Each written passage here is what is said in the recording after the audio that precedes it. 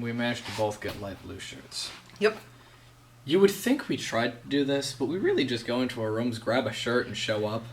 Hey everybody, it's been about 15 seconds since our last review from our point of view, since we're trying to get caught up. This week, or episode, we played The Eye of It.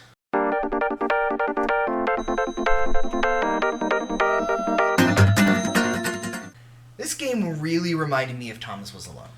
Probably because of the narrator and his style. It's probably part of why I really enjoy it. It's more than just that. It has a funny narrator who's also kind of droll in a world that is populated by inanimate letters instead of blocks that somehow have a personality. The rules are fairly simple and you never really get them changed. Exactly. Every now and then it'll throw something at you that's a curveball, and it's a platformer. Yeah, it kind of needs to. It's not as laugh-out-loud funny as Thomas Was Alone. It's not going to make you cry like the what should have been ending of Thomas Was Alone. Overall, it's just its an enjoyable... ending punchline does kind of fall flat. Yeah. You are the eye of it, and you are going on a journey to find your tea. And all along the way, you're platforming. You're a capital I. This is relevant. Yes. And by the end, you're a lowercase I, and you come back and the T is uppercase.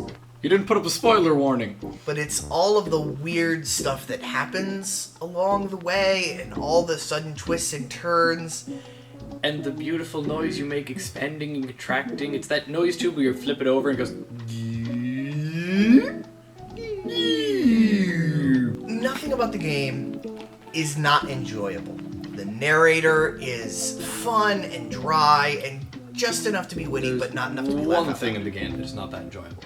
What's that not enjoyable? one time when you have to grab the balloon and there's a death thing right at the top of the screen going into the next one, you have to know not to be in this place. Okay. That one transition is a pain. But it's an instant respawn at the beginning of that zone. Yeah, and then you have to start responding to that again. That exact screen is the only really one that annoys me. But everything else, the sound effects, the controls, the puzzles themselves, they're not the hardest, but they'll sometimes make you think a little bit. Partially because you can only expand and contract. There's no jumping. You have to think of how to pull yourself up and then get onto the thing that's normally just like a half step for something.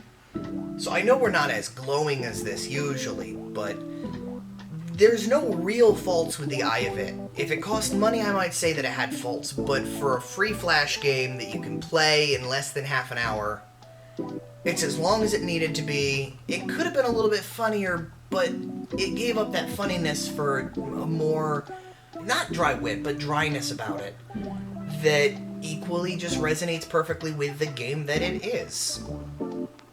It is. I would definitely say to go out and try the game, especially if you liked Thomas Was Alone. Yeah, or if you like platformers that take a different approach to things. Yes.